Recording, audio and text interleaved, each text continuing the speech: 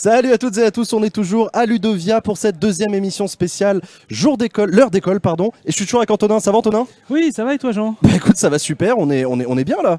Bah on est pas mal, on est aussi bien qu'hier, aussi bien que demain, Ouais. moins bien qu'après-demain. Exactement, alors on a changé d'endroit, on s'est mis sous un stand un peu plus couvert parce que la météo des montagnes est incertaine, n'est-ce pas? Toujours dans les Pyrénées, hein, je rappelle qu'on est à Ax-les-Thermes, dans les Pyrénées pour cette université d'été Ludovia spécialisée sur le numérique et l'éducation Ouais. et l'innovation pédagogique au sens plus large. Et la deuxième bonne nouvelle, non seulement on est couvert et protégé des intempéries, la deuxième bonne nouvelle c'est qu'on a un câble internet qui nous donne une connexion qui fait que normalement on aura moins de plantage vidéo que ce qu'on a pu avoir hier. La Voilà. technologie est arrivée jusqu'à nous. Incroyable, incroyable. En plein Ludovia, on a d'internet, ça c'est fou. Toujours aussi content de vous retrouver en direct sur Twitch. J'ai sur les genoux un incroyable ordinateur portable sur lequel j'ai le chat, donc vous pouvez continuer à écrire des messages. Je m'en inspire toujours pour animer cette émission. Comment ça va Antonin? Eh ben ça va très très très bien. Je suis un peu perturbé par la présence de tous ces robots devant Mais ouais, nous. parce qu'en fait on a des robots sur la table, c'est incroyable.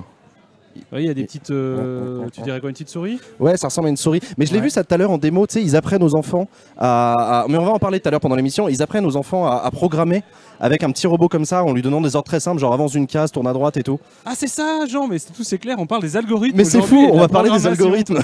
C'est incroyable. Est-ce que tu peux rappeler, Antonin, qui tu es, toi? Parce que tu sais, les gens de la compagnie sont plus habitués à moi qu'à toi, malheureusement. Oui, je les comprends.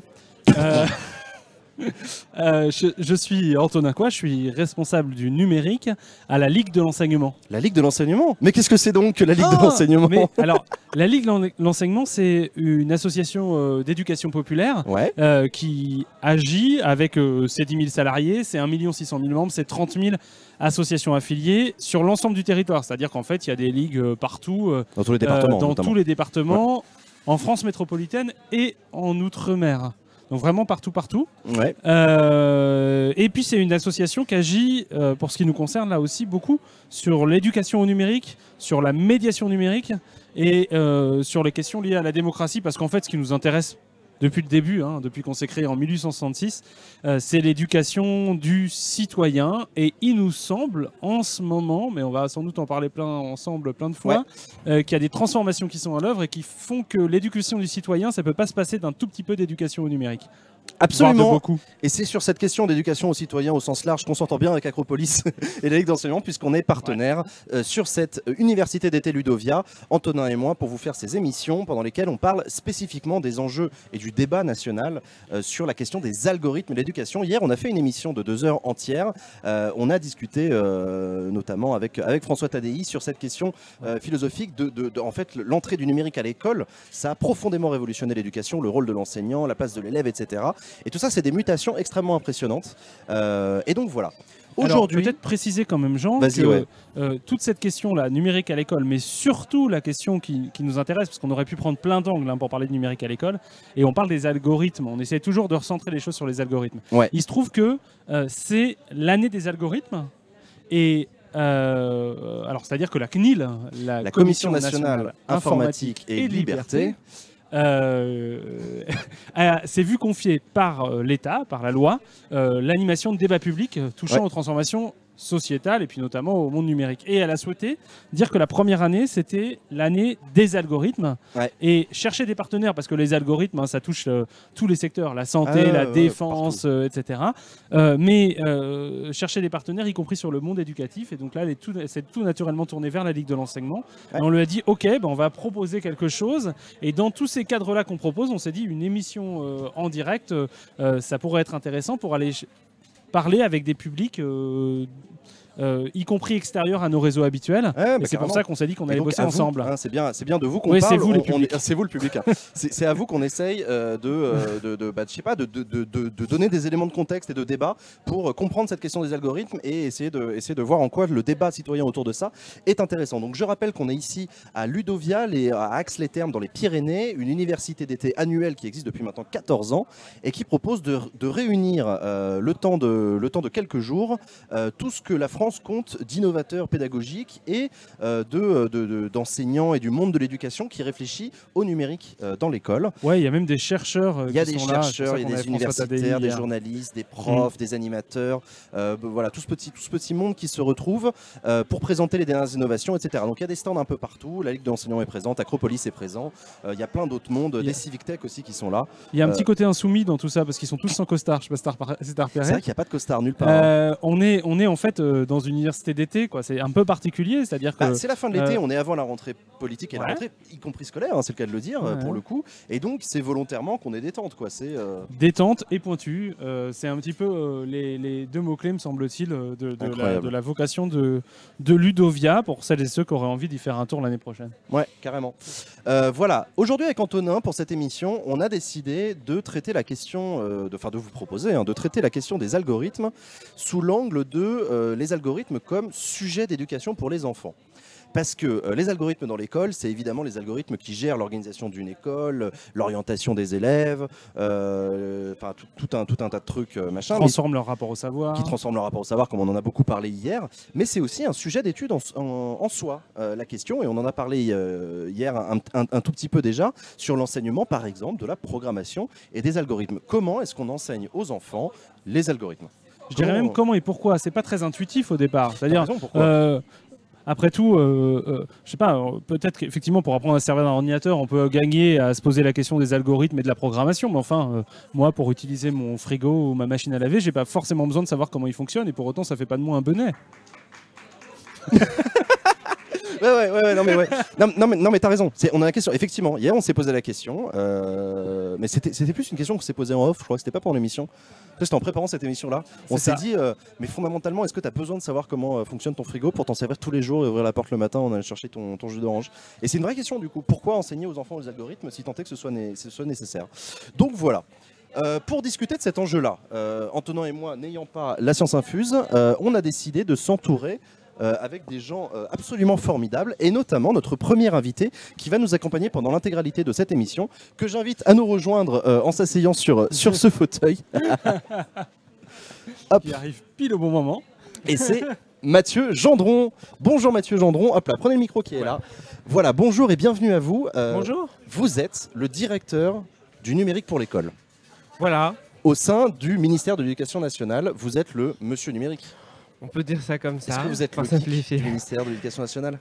Des geeks, je pense qu'on va en trouver beaucoup plus dans les écoles, dans les établissements. Néanmoins, voilà, j'ai une formation numérique et moi-même, je fais des trucs avec mes enfants à la maison. Au quotidien, le boulot d'un directeur du numérique, c'est pas de manipuler, malheureusement. Même si un coup de temps en temps, ça serait sympa. Justement, est-ce que pour vous introduire, je peux vous proposer de nous raconter un petit peu votre parcours? Comment est-ce qu'on devient le monsieur numérique de l'Éducation nationale? Alors, comment on devient voilà. Eh ben, je suis tombé d'abord dans le numérique avec, ça va faire sourire certains, avec le plan informatique pour tous de 1985-86. Je m'en souviens pas bien. Ben, moi je m'en souviens, mais j'étais à l'école primaire.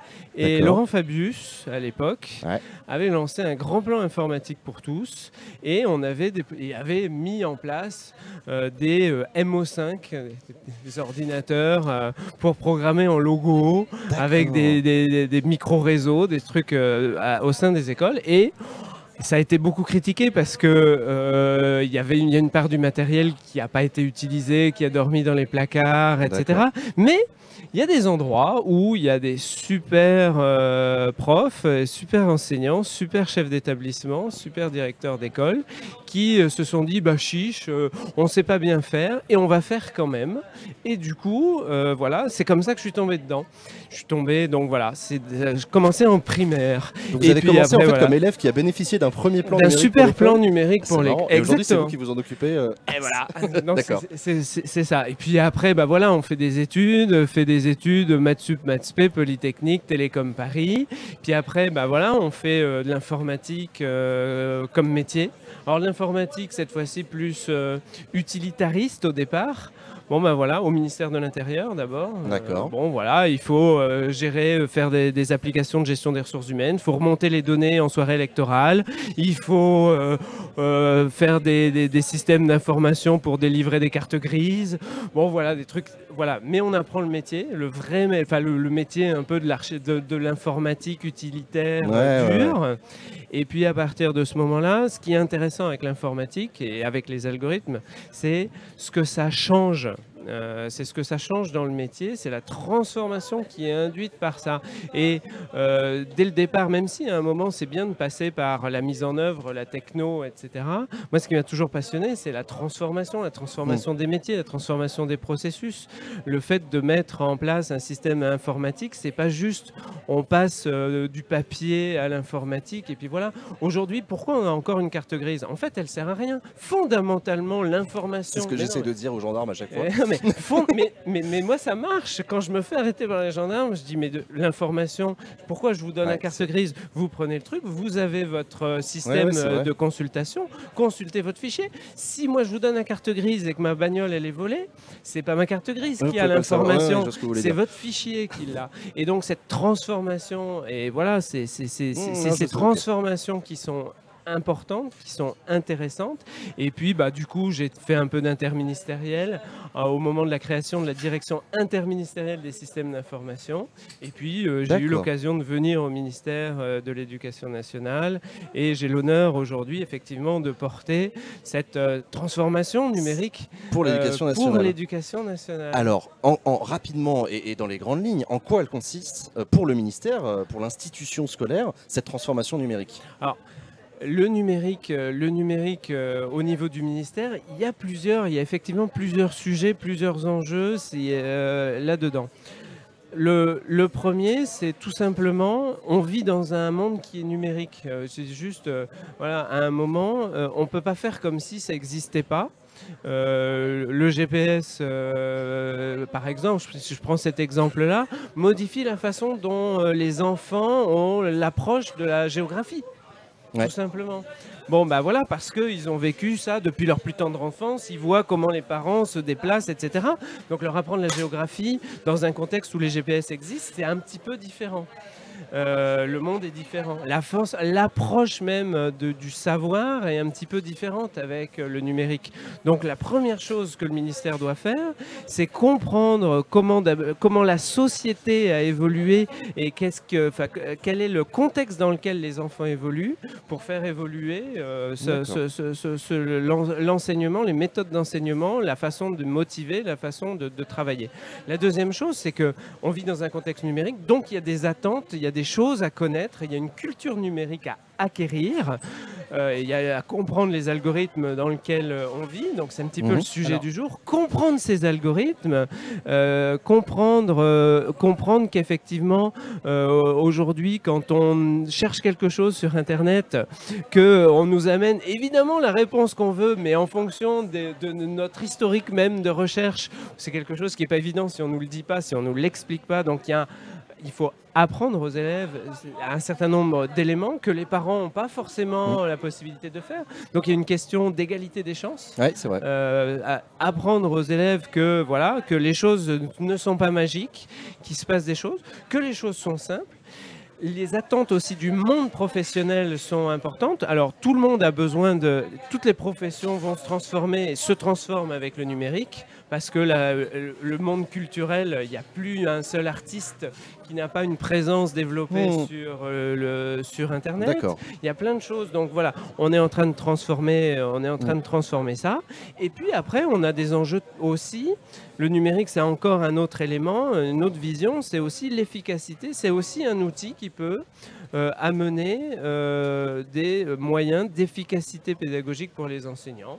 Parce que on va pouvoir peut-être donner aux enseignants des moyens de mieux comprendre la façon dont chacun des élèves a acquis ses compétences, etc. Les sujets un petit peu d'intelligence artificielle appliqués à l'éducation. Il y a déjà des débats sur le chat sur l'utilité d'apprendre aux enfants au numérique. On va en parler avec vous au cours de cette émission. On va avoir des praticiens tout à l'heure qui enseignent le code et qui vont témoigner de leur expérience. Tu voulais parler du plan Oui, moi je numérique me posais une question. Vous disiez tout à l'heure le plan informatique pour tous. C'est une vieille histoire, le plan informatique pour tous. Qu'est-ce qui s'est passé dans la tête du ministère de l'Éducation nationale pour qu'on se remette au cœur des programmes scolaires à mettre le code et la programmation? C'est un petit peu... en fait, le monde du numérique évolue extrêmement vite et le plan informatique pour tous de 1986 n'a rien à voir avec le plan numérique qui a été monté au cours du précédent quinquennat. Aujourd'hui, à l'époque, la question c'était effectivement d'apprendre, d'initier au codage et à l'informatique, à la découverte d'un langage informatique. Aujourd'hui, il y a toujours de ça, c'est toujours important, mais il n'y a pas que ça. Il y a ça, mais puis il y a l'éducation média de l'information, il y a effectivement cette histoire d'efficacité pédagogique, il y a l'histoire de la motivation. En fait, le numérique a envahi de toute façon toutes les sphères de la société, et alors qu'à l'époque, c'était quand même quelque chose d'un petit peu extérieur. Donc c'était important de redonner et de redonner un élan à ces questions, et puis surtout aussi de répondre à l'appétence dans les classes, parce que les enseignants, beaucoup d'enseignants ont des pratiques aujourd'hui numériques et ont besoin de soutien, de voir que le ministère institutionnellement est à l'écoute, est là pour les aider, est là pour trouver des solutions, leur faciliter la vie et faire en sorte que leurs idées sont soutenues. Je vous invite à bien parler dans le micro en face. Voilà. Peu plus près, c'est mieux là. C'est parfait, voilà. C'est parfait. C'est parfait. Qu'est-ce que je voulais dire? Vous avez parlé d'enseignement de l'informatique, enseignement de la programmation. Et il y a justement, je ne sais plus exactement, quelqu'un qui disait combien de profs d'informatique sont en réalité des profs de maths recyclés. Et c'est justement la question qu'on va pouvoir poser peut-être à notre premier invité. Notre prof de maths, il est où? Ah bah voilà. Un prof de maths recyclé. Bienvenue, installe-toi, je t'en prie. Bonjour Chris, mais je t'en prie, écoute, tu es donc présent sur Ludovia, on t'a trouvé ici, si je puis dire. J'habite juste en face en fait. En plus t'étais juste en face, c'est quand même vachement pratique. Ouais. Alors du coup, présente-toi, explique-nous. Alors moi je m'appelle Christophe Le Galvouit, je suis prof de maths à Bourges, dans le Cher, là, vers le milieu de la France, pour ceux qui ne se situent pas. Donc j'enseigne en collège depuis bientôt 10 ans, j'ai fait un peu de tout niveau, j'ai commencé en région parisienne, j'ai fait du collège rural, etc. Et puis j'ai une casquette à côté associative puisque je suis trésorier de l'association Inversion la classe. D'accord. L'association Inversion la classe dont on a eu l'occasion de parler hier dans les nouvelles méthodes pédagogiques. Ok, d'accord. Merci. C'est pas spécifiquement de ça dont on va parler. Aujourd'hui, on va parler, parce que toi, dans ta classe avec tes élèves, tu enseignes la programmation. Oui, le code. Alors, j'ai vu ces programmes arriver l'année dernière. Donc au départ. Alors explique-nous justement comment ça s'est passé. Par le passé, quand tu as commencé, est-ce que ça existait déjà et comment c'est arrivé? Alors non, quand j'ai commencé, ça n'existait pas vraiment en tant que tel. C'est vrai qu'au départ, j'ai enseigné de manière classique. J'avais les programmes classiques et quand il y a eu la réforme du collège l'année dernière, on a commencé à parler de l'introduction de la programmation au collège et même en amont et en aval et sur tous les cycles. Et donc moi j'ai pas du tout de formation en informatique à la base, donc je me suis quand même interrogé en me demandant comment j'allais m'en sortir. Finalement j'ai mis la main dedans et alors c'est sûr qu'il a fallu apprendre, il y a eu tout un tas de formations qui ont été mises en place et c'est quelque chose dont à titre personnel j'étais convaincu de l'usage pour les élèves. Et j'ai regardé ce qu'on attendait de moi, on m'a présenté durant les formations qui préparaient justement la mise en place de cette réforme ce dont on allait devoir parler. Et donc on a pu s'axer sur un certain type de programmation, c'est-à-dire que moi au collège on est surtout sur de la programmation par bloc pour travailler sur la notion de programmation. On n'est pas en train d'enchaîner des lignes de code et des lignes de code parce que ça va être le mieux pour faire peur aux élèves. Moi justement c'est ma première question, ça consiste en quoi l'enseignement de la programmation à l'école? Est-ce que les enfants tapent des lignes de code? Comment tu fais toi avec tes élèves pour leur introduire le sujet en début d'année? Comment ça fonctionne? Alors Moi déjà j'essaie de leur faire comprendre que justement actuellement la programmation ça régit un peu tout, mine de rien quand papa il a un système de domotique à la maison, quand il part travailler, que les lumières s'éteignent et le chauffage se baisse, il y a une programmation derrière et je parle à mes troisièmes du système d'Affelnet qui est les affectations post-troisième et je leur dis bah voilà, si vous l'avez dans tel bac pro on prendra telle matière à tel coefficient, et ben il y a un ordinateur qui est programmé derrière. Alors il y en a qui m'ont dit donc on pourrait changer le programme, j'ai fait on va pas attaquer tout de suite comme ça les gars. La remarque, ils ont compris la logique. Ouais, non mais voilà. L'année dernière quand on a commencé à en parler, justement j'ai eu des élèves qui ont été très intéressés par la programmation en se rendant compte qu'il y avait des choses qui n'existaient pas, qu'ils aimeraient qu'ils existent et ils m'ont dit mais on peut apprendre à programmer parce qu'ils ont vu que derrière on pouvait être riche. Mais non mais c'est un début. Non mais c'est pas mal. Donc, okay, mais ça permet de leur montrer un peu vers quoi on va tendre. Et puis après je leur explique que bah ouais, ça régit déjà énormément de choses, plus que quand moi j'étais élève, plus que quand leurs parents étaient élèves et leurs grands-parents, et que bah, moi je garde toujours en tête qu'au-delà d'être prof de maths, on forme les citoyens de demain à l'école, et que bah, le citoyen il sera numérique, enfin il est déjà, et qu'il y a un moment où c'est l'essentiel quand on voit des métiers qui n'existaient pas. Tiens, je pense à community manager parce qu'il y en a plein ici aujourd'hui. Ça n'existait pas il y a 10 ans. Ouais. Et là, on rentre dans n'importe quelle boîte. On va aller chez Auchan parce qu'il faut programmer l'application d'Auchan Drive. On va aller à la Ligue et on va devoir programmer un truc sur le site. Enfin, voilà. Il va y avoir. Donc, c'est vraiment quelque chose, je leur explique. C'est au cœur de tout. Donc, c'est important. On ne leur apprend pas un langage, vu l'évolution des langages. On leur apprend une philosophie de programmation et comprendre ce que c'est que ce que ça va être une boucle, justement, un algorithme, ce que ça va être une variable, une fonction. Et après, on peut aller plus loin. Mais moi, je m'arrête au collège. Tu saurais l'expliquer simplement, ça? Là, comment, ouais, commencer. En fait, qu'est-ce que ça veut dire programmer par bloc? Et du coup, qu'est-ce que sont les logiques de programmation? Parce que pour ceux qui nous si écoutent, on dit boucle, variable, etc., qui n'ont pas eu la chance de t'avoir comme prof de maths, donc tu peux leur faire goûter. Alors, la logique de la programmation par bloc, donc en collège, on travaille essentiellement sur un logiciel qui s'appelle Scratch, où la fenêtre de base, il y a un personnage à faire bouger, ou des choses comme ça. Et en fait, les instructions sont écrites en français. Alors après, des fois, on commence à glisser vers l'anglais pour leur montrer qu'il y a énormément de programmation en anglais, mais où ils vont prendre, quand le drapeau est cliqué, le personnage doit avancer, et puis si on veut qu'il dessine un trait, le crayon se pose, puis si on veut le déplacer, qu'il dessine plus de trait, on relève le crayon. Et justement, la notion de boucle qui va être, si on veut faire un carré, il faut le répéter 4 fois. Et je leur dis, soit on l'écrit 4 fois.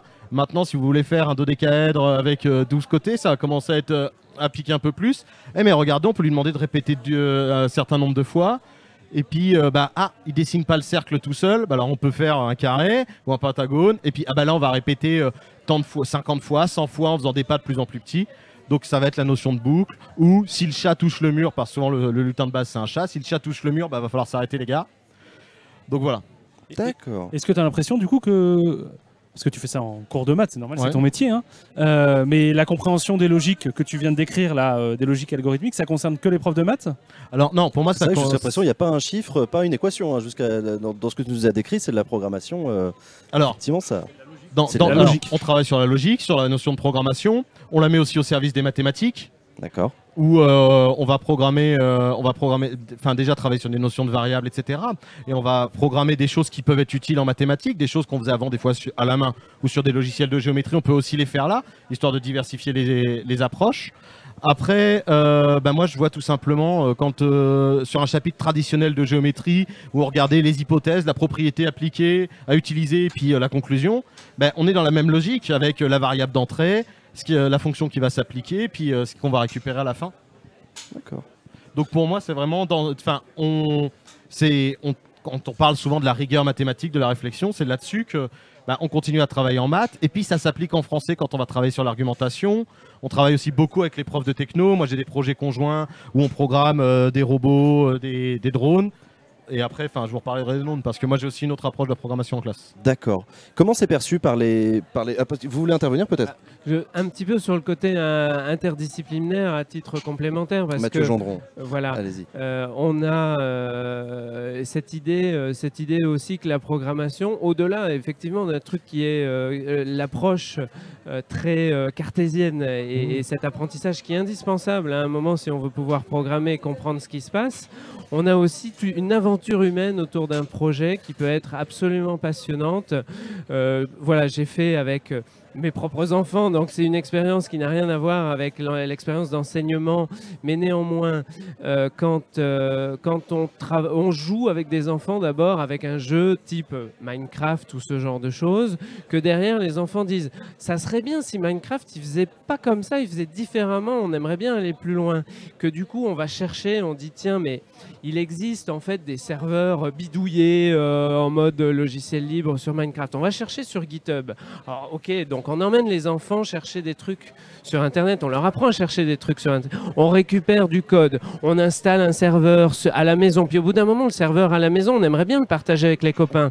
Mais alors on peut pas. Alors en fait, on va aller chercher sur OVH, peu importe, un bout de serveur pour aller pousser notre code Minecraft, notre code serveur Minecraft comme ça. Puis on n'y arrive pas. Alors on va demander de l'aide, mais on va demander de l'aide, des gens vont nous répondre, mais en anglais. Mais c'est pas grave, etc. Et on a toute cette aventure, ce contexte numérique qui est une aventure passionnante pour les enfants. Et derrière, voilà, on a fait au travers d'une activité qui était purement ludique, Minecraft, ben, on a programmé un serveur, on a installé, on a découvert, on a parlé en anglais, on a fait des choses formidables en anglais, mais après... on n'a plus de gêne, hein. On prend des trucs russes, on prend des trucs. Et puis après, on est très content. Du coup, on fait un petit film sur YouTube pour expliquer ça. Donc, on fait de la vidéo. Voilà l'aventure qu'on peut mener en faisant un projet informatique, un projet d'algorithme à l'école. D'accord, ben, merci beaucoup. Du coup, non, moi je voulais continuer à te poser la question de la réception par les élèves de ce cours de programmation. Du coup, comment est-ce que tu leur expliques que tu vas leur apprendre ça et quelle est leur première réaction face à ça? Alors, les élèves sont souvent très intéressés au départ. Ils se disent tiens, on va faire moins de maths. Certains, non mais faut être franc. Alors surtout que moi j'ai grand, des 4e, 3e, les maths c'est pas ce qu'il y a de plus sexy pour certains. Il y en a qui se disent ah ouais on va faire moins de maths. On a aussi des gamins qui sont des geeks ou qui se prennent aussi parce que justement ils se rendent compte que ils sont super forts mais changer un mot de passe Facebook c'est pas juste tout le monde comprendre à l'interface de son ordinateur ou de son téléphone. Donc ça permet de se dire ah mais je vais pouvoir rentrer dedans. Après on commence avec une approche ludique. Moi j'ai des mini drones qu'on programme. On arrive avec une approche ludique. Et puis là, par exemple, avec mon collègue de techno, on a monté un projet en partenariat aussi avec la collègue de français. Où on va travailler sur le handicap, puis sur le braille. Et puis on arrive, l'objet final, c'est quand même un programme Android où quand on reçoit un SMS, il est envoyé à une machine qu'on a imprimée en 3D qui est branchée sur de l'Arduino, qui va traduire lettre par lettre en braille. On a monté un projet interdisciplinaire. Et alors là, les élèves ils disent ah mais en fait on fait des trucs qui servent à quelque chose en maths. Oui, merci les gars. Il y a des gens qui me payent ici, c'est pas pour juste vous embêter 4 heures par semaine. Donc il y a une vraie bonne réception. C'est vrai qu'après j'ai eu des parents qui m'ont dit. Ah justement, j'ai demandé les parents. Ça m'intéresse quand même pas. Ah ouais, parce qu'il y a des parents alors il y a des élèves qui me disent oui mais on fait pas de géométrie là. Mais si on va en faire, il y en a. Mais il y a aussi autre chose. Les maths c'est pas que de la géométrie et du calcul. Et les parents ils me disent ouais mais là visiblement vous allez en salle informatique ou alors pire. Ah mais ils nous ont parlé d'un drone qui vole en classe de maths là. Alors, faut aller leur expliquer que, ouais, mais bien sûr, il y a une approche ludique et parce que moi, le premier, j'ai pas envie qu'ils s'ennuient quand on fait cours, quoi. Sinon, déjà, je serais peut-être pas à Ludovia aujourd'hui. Mais on va travailler derrière et j'explique aux parents et je leur montre que souvent ils ont leur téléphone portable sur la table pour surveiller l'heure ou si le petit dernier qui est pas là, la réunion parents-prof, il a pas fait brûler la maison. Je leur fais voilà, vous avez votre téléphone, vous savez comment ça ou ça marche. Votre fils. Votre fille, l'objectif c'est que, pas à court terme, mais on développe des réflexes, on apprenne comment fonctionnent les choses, je reprends l'exemple de pourquoi Google il me donne toujours les bonnes réponses. Ah parce qu'il a été chercher parce qu'il a regardé ce que j'allais voir, donc il me propose des réponses qui me conviennent.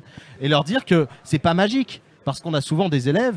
Mais Google il est trop fort. Magique, ouais. Je mets le nom de mon prof qui s'appelle Martin Boucher, il tombe tout de suite sur lui comme s'il y avait qu'un Martin Boucher en France. Ben non. Et donc on leur explique la géolocalisation et comment fonctionne ça fonctionne derrière. Donc ça permet d'avoir une entrée et puis quand ils disent ah ouais on voit des choses qui sont du monde réel et là tout de suite on les accroche. Et après il y en a qu'on accroche trop parce que j'ai dû me remettre au boulot dès les vacances de la Toussaint parce qu'il y en a ils sont venus moi ils me font alors monsieur on a voulu programmer tel jeu là. Par contre on est bloqué à tel endroit. Ouais, moi aussi, on en reparle après les vacances. Moi, ce qui m'a épaté, c'était quand on cherche des infos justement sur comment programmer, sur YouTube ou n'importe, il y a quand même les explications ou les tutoriels sont faits par des gamins qui ont 10 ans, 11 ans. Ah, mais bien sûr. ça calme hein, quand on se dit bon allez, on va aller chercher de l'information et puis en fait on se fait guider par un gamin dont la voix n'a pas mué, donc on ne sait pas quel âge il a. Il a 11 ans, il a 10 ans, on ne sait pas. Et c'est une aventure impressionnante. C'est un challenge aussi pour l'éducation parce que ceux qui ont la chance d'avoir ce parcours-là aujourd'hui, ce type d'expérience au niveau des établissements, c'est pas partout malheureusement. Donc notre challenge, c'est de faire en sorte de donner aux élèves la chance de tout savoir au cours de leur scolarité, des expériences de ce type-là. Et ça, c'est pas gagné. Et comment vous essayez de relever ce challenge ? Relever ce challenge, c'est effectivement faire en sorte de mettre en avant tout le travail qui est fait par les enseignants qui s'en sont emparés. Faire en sorte aussi de faciliter la vie de ceux qui s'en emparent. Moi, je me souviens d'une prof de français qui a fait de la programmation comme ça, c'était plutôt dans le primaire, programmation de robots, et qui a dit c'est génial parce qu'après, quand on est revenu, quand je suis revenu sur des sujets de français ou de mathématiques après avoir fait de la programmation, les élèves m'ayant vu chercher, me tromper, trouver d'autres moyens de résoudre les problèmes, et ben en fait ils ont appris une méthode, une autre didactique d'apprentissage et finalement de se dire on peut, quand on programme, on se trompe toujours. Quand on compile, quand on fait des trucs, ça marche pas du premier coup. Et ça, c'est bien. On fait acquérir aux élèves un autre rapport à l'erreur. Parce que quand on programme, c'est normal, statistiquement, on fait des erreurs dans les lignes de code. Même quand ce n'est pas des lignes de code, c'est des blocs, on se trompe. Et puis on teste. Ça ne marche pas la première fois, ça marche la deuxième fois, la troisième fois. On améliore le truc, on améliore l'algorithme, justement. Et voilà. Et du coup, en français, en maths, on se rend compte que plutôt que de dire « Ah bah je sais pas »,« Ah bah tiens, voilà mon raisonnement », où est-ce qu'il est faux, quelle est l'erreur que je commets, et du coup on est dans une approche positive de l'apprentissage du reste. D'accord. Il y a une question qui revient sur le chat, c'est la question genrée. Est-ce que c'est un truc de mec, la programmation à l'école du côté prof déjà, c'est une première question, mais aussi du côté élève. Est-ce que ça intéresse que les garçons? Et c'est vrai qu'en plus on a trouvé que des mecs comme invités, Jean. C'est vrai qu'on a un peu merdé, ça va vraiment être très masculin. Je suis désolé, il va y avoir la testostérone sur le plateau aujourd'hui, je suis vraiment navré, mais c'est vrai, tu as raison de le faire remarquer. Ouais. Alors j'irai chez vous chercher, je connais quelques profs de maths femmes qui travaillent, qui sont sur Ludovia, j'irai vous les chercher. Alors déjà, est-ce que c'est genre au niveau prof, de toute manière on sait qu'il y a beaucoup plus, moi en collège il y a beaucoup plus de femmes globalement que d'hommes, et il n'y a pas que les hommes qui enseignent la programmation, clairement non. Tout le monde s'est mis dedans et voilà, et parce que déjà on nous le demande, il y a un moment où on reçoit une exigence qui est enseigner la programmation, on le fait. Et au niveau des élèves, moi clairement j'ai autant de garçons que de filles qui s'y intéressent, et parce que... Alors c'est sûr qu'ils vont pas forcément faire les mêmes choix parce de personnages de machin, mais l'objectif final est le même, et ils s'y intéressent vraiment tous. J'ai pas reconnu plus de garçons qui disent « Ah, moi la programmation ça m'intéresse », et filles qui me disent « Non mais ça sert à rien ». Enfin, on est très très loin du stéréotype. D'accord. D'accord. Il y a aussi quelques questions qui remontent sur les dangers potentiels du numérique en classe. Est-ce que vous avez aussi, vous parliez de former les citoyens de demain, est-ce que vous leur parlez aussi des dangers potentiels de tous ces algorithmes qui nous gouvernent, de l'automatisation, etc. Alors moi je pense que déjà la première réponse c'est, pour comprendre les dangers, il faut comprendre comment ça marche. Ma voiture elle est dangereuse si je sais pas que plus j'appuie, plus elle accélère et plus je fonce dans le mur, quoi. Mais là c'est la même chose. Et c'est vrai qu'au travers de la présentation de comment fonctionnent les choses, ils peuvent comprendre que, ah oui, il faut peut-être pas que je mette le nom de ma voisine sur Facebook parce qu'en fait, elle a peut-être pas envie que son nom y soit. Donc grâce à ça, on avance. Après, je pense qu'on pourrait faire une émission entière sur qu'est-ce que sont les dangers du numérique, parce que oui, bien sûr. On n'a jamais tous le même point de vue sur quels sont les dangers. Et je pense que voilà, c'est aussi le rôle de l'éducation, de leur apprendre comment fonctionnent les choses, et quand on sait comment elles fonctionnent, on peut savoir si c'est dangereux ou pas, et on les forme. Et il y a l'éducation aux médias, à l'information, qui est au-delà de la programmation et qui est l'affaire de tous les enseignants. D'accord. Est-ce que vous parlez des logiciels libres et de Windows, etc., de la différence, ou est-ce que c'est encore un peu tôt pour... Alors moi je leur en parle notamment parce que quand je leur demande de me rendre une présentation, oui, il y en a, ils ont PowerPoint sur leur ordinateur, et puis il y en a d'autres, ils utilisent un service en ligne qui est propriétaire mais gratuit, puis il y en a qui vont utiliser LibreOffice par exemple. Et donc je fais pas de militantisme, je laisse de côté ma casquette parce que j'ai des casquettes militantes, mais je les laisse de côté parce que je suis aussi au travail, dans un rôle institutionnel, et je présente de tout. Et bah ouais, ma tablette, c'est une tablette Apple, j'ai un ordi Windows dans la salle, et puis j'ai un téléphone Android, et on travaille avec ça. Et vous les sensibilisez aussi au fait qu'il y a différents logiciels J'explique le fond et la forme, mais jamais sans positionnement. On leur donne les pistes pour qu'ils construisent leur réflexion. Oui, bien sûr. Ok, d'accord, super. T'as de nouvelles questions, si tu veux? Merci beaucoup. Merci à vous. Non, c'est chouette. Non, mais merci beaucoup, Chris. Bon courage pour la suite, pour la suite avec tes élèves, et merci à toi de nous avoir témoigné ton fonctionnement dans ta classe. De rien, merci à vous. À plus, merci beaucoup. Non, ben voilà, c'était un témoignage assez vivant, pour le coup, d'un praticien face à ses élèves. On enchaîne peut-être avec l'invité suivant qui va nous rejoindre. Oui, bien sûr. Adrien Payet. Il s'appelle Adrien et il a monté son entreprise en robotique éducative, s'appelle InnoRobot. Et puis, au-delà de ça, il participe avec beaucoup de structures éducatives, avec des écoles, à des actions d'éducation numérique, mais d'éducation numérique, d'éducation aussi à la programmation, et par un biais particulier qui est la robotique. Mais alors voilà, il y a plein de robots sur la table. C'est Adrien qui nous les a apportés. Merci à toi d'ailleurs. Bienvenue. Bonjour, merci de m'avoir invité. Bienvenue, bah écoute, je t'en prie. Donc toi, ta spécialité, c'est les robots. Tout à fait. Alors explique-nous comment ça t'est venu, ça. Alors moi j'ai un parcours où j'ai toujours cherché, développé dans l'innovation. Donc depuis très longtemps, j'ai eu, pour faire très court, j'ai eu la chance en 1980, donc vous voyez, ça fait quelques années, d'être dans un lycée expérimental qui a été équipé d'ordinateurs. Mais personne ne savait faire d'informatique en 1980. Donc il y a eu un professeur d'informatique qui est venu et qui a proposé de former des enseignants à l'informatique pour ensuite Et puis moi ça m'a intéressé, j'ai levé la main et on m'a dit oui, tu peux aussi venir te former avec les enseignants. Et ça a commencé comme ça. Et donc très rapidement, du coup, l'année d'après, j'enseignais à d'autres enseignants. Enfin voilà, ça a été...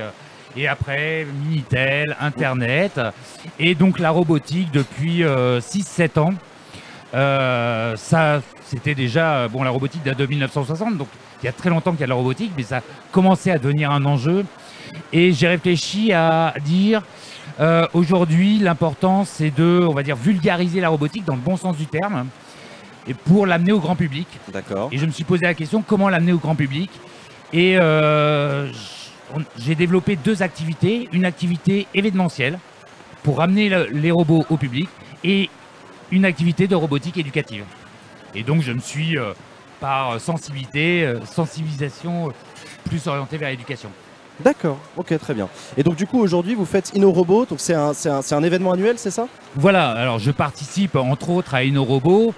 Où effectivement c'est un rassemblement historiquement à Lyon et maintenant à Paris d'entreprises, de start-up qui travaillent autour de la robotique, sur l'innovation de la robotique. D'accord. Voilà. Et alors plus spécifiquement dans l'éducation. Voilà, alors on pourra revenir effectivement sur InnoRobot, mais on s'aperçoit qu'aujourd'hui la robotique a déjà dépassé ce qu'on entend par robotique. Et effectivement, comme anecdote, quand on voit InnoRobot, aujourd'hui on s'aperçoit que le développement en robotique actuel, c'est plus de l'interface que du robot. C'est-à-dire qu'en France, il y a beaucoup de boîtes, on est très avancé au niveau création de robots, mais on va faire plus d'applications dans du robot de présence, d'accueil, etc. D'accord. Voilà. Alors l'éducation, l'outil. Alors moi je ne parle pas de robots, je vais parler d'outils robotiques. Alors, c'est quoi la différence entre un robot et un outil robotique? Aujourd'hui, pour moi, l'outil robotique, c'est un outil d'apprentissage totalement transversal. C'est-à-dire qu'on va partir, on va dire peut-être du côté ludique, donc qui donne une envie, un attrait auprès des jeunes et des moins jeunes d'ailleurs. Et on va utiliser cet outil pour transmettre des compétences, des apprentissages dans de nombreux domaines. D'accord, ok. C'est quoi le rapport entre les robots et la programmation pour le coup? Alors, un robot, ça ne marche pas tout seul. Donc l'intérêt de la programmation et de la robotique, c'est de sensibiliser les jeunes à leur environnement. Aujourd'hui, on est de plus en plus entouré de robots sans s'en rendre compte. Et l'intérêt, c'est de leur faire comprendre comment ça marche. Hein, donc en robotique, on a plusieurs types de programmation. Hein, on commence par dire, voilà, on demande au robot de j'avance, je tourne à droite, je tourne à gauche, je m'arrête. Et à partir de là, on rentre dans la programmation d'algorithme.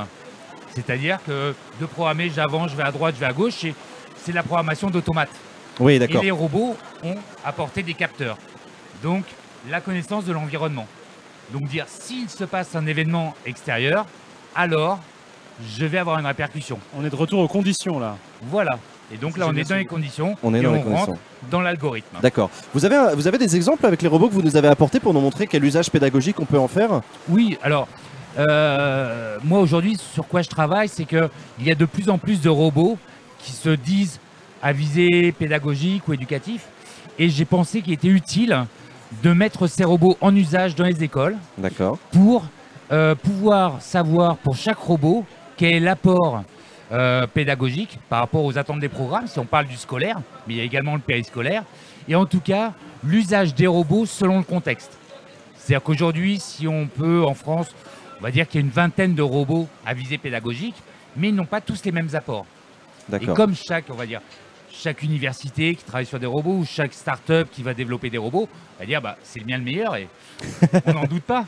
Mais dans quel contexte? D'accord. Et nous, le fait de l'apporter, de le mettre en usage dans les classes, veut, par ce biais-là, remettre l'utilisation du robot dans tel ou tel contexte. Il y a des robots qui vont être très bien dans tel contexte, mais qui vont plus du tout marcher dans d'autres contextes. Alors comme par exemple, est-ce que vous pouvez nous donner des exemples? Là, bon, la table était petite, donc on a mis que quelques-uns. Mais on peut déjà différencier deux grands types de robots qui sont alors d'abord des robots comme celui-là, qui est un petit mio pour ne pas le citer. D'accord, donc il a deux roues, quelques capteurs devant. Voilà, de nombreux capteurs et qui est construit et fixe. D'accord. C'est-à-dire que tout à l'heure, effectivement, il y avait Chris qui parlait des cours de programmation en mathématiques. Un prof de mathématiques ne va pas prendre un robot qu'on doit construire, qu'on doit monter, démonter. Oui, il va préférer un truc, ou bien celui-là qui est qui ressemble un petit peu. Voilà, qui ressemble un peu, qui a à peu près les mêmes fonctions, mais qui est adapté à des enfants plus jeunes. Ouais. Voilà, qui est déjà tout monté. Donc il n'y a pas d'appropriation d'un outil. Qui est déjà tout monté et qui, je crois, vient avec la petite réglette qui est là, que j'ai vu en démonstration tout à l'heure, qui est assez impressionnante, où en gros les enfants sont invités à rentrer en fait leur commande. Tout à fait. Directement, avance, stop, tourne à droite, tourne à gauche. Justement, pour parler d'un exemple d'usage, ça c'est des robots qu'on met en usage en maternelle. Grande section de maternelle. Donc l'enfant, puisque en cycle 1... Alors ça veut dire que le gamin ne sait pas écrire, qu'on lui propose déjà de coder. Tout à fait. Ça c'est impressionnant. Voilà. Il ne va pas tout à fait coder, mais en tout cas, ça va répondre aux attentes du cycle 1 qui sont l'apprentissage de l'espace, de l'environnement. Et donc, à partir d'un petit robot comme ça, il va appuyer sur... Alors, c'est un robot qui a la particularité de dire, dès qu'on lui donne une instruction, il l'exécute sur 15 cm. Ouais, d'accord. Donc, ça veut dire qu'on peut créer un environnement très facilement pour lui faire exécuter des pour choses. Lui faire ça, et l'enfant va apprendre, j'avance, je vais à gauche, je vais à droite. Voilà. D'accord. Et alors, ce qui paraît évident mais un peu complexe, c'est que le robot, quand il est comme ça, quand le robot tourne, il faut arriver à visualiser sa position pour pouvoir l'orienter. D'accord. C'est-à-dire qu'il faut se mettre à la place du robot. D'accord, ok. Et une fois que mais ce qui est utile quand on apprend à programmer, ça a du sens, on se met à la place de son programme. Et quand l'enfant a compris et travaillé dessus, ensuite, effectivement, il y a une barre de programmation qui permet d'imaginer un parcours et de créer le parcours en fonction d'un objectif. Et après, je lance et je vois si ça marche. D'accord. Voilà. Alors, il faut bien savoir que tout ce qu'on fait en robotique s'appuie sur des parcours pédagogiques. C'est-à-dire qu'encore une fois, c'est un outil d'accompagnement. Oui, il n'y a pas un cours qui s'appelle les robots, quoi. Ça n'a pas de sens. C'est vraiment une... D'accord. Alors, peut-être que... Mathieu Gendron, peut-être... Vous encouragez l'usage de robots? Le ministère encourage l'usage de robots pour l'enseignement? Alors oui, ça fait partie des choses qu'on regarde avec beaucoup d'intérêt et qu'on promeut à chaque fois que c'est possible, parce qu'effectivement, à nouveau, ça rejoint cette idée effectivement, on ne fait pas le robot pour le robot, mais c'est un des moyens d'apprendre à gérer l'espace, à être à la gauche, la droite. C'est important pour les enfants en bas âge. La latéralité est quelque chose qui est une acquisition difficile, hein, une acquisition importante en maternelle. Et du coup, voilà, ça fait partie de ces outils mis à disposition de l'enseignant. Et puis, on commence malgré tout les séquences. Les séquences logiques dont on a besoin évidemment si on veut faire un jour de la programmation, mais dont on a besoin dans la logique pure quotidienne si on veut faire simplement des études scientifiques. Si alors je fais une hypothèse, je la vérifie, j'ai des contextes, etc. Donc le robot est un des moyens qui va aussi d'une certaine manière mettre du matériel, et ça sera un petit peu moins virtuel que justement de la programmation au collège où on va faire de la programmation par bloc, un petit personnage, un avatar. Les élèves notamment en école primaire ou maternelle matériellement ont besoin quand même de se représenter les choses, et ça se passe, c'est beaucoup plus motivant et beaucoup plus simple à faire, alors que les élèves plus loin vont avoir commencé à avoir acquis une certaine abstraction où ils peuvent se passer du matériel. Donc c'est quelque chose de bien.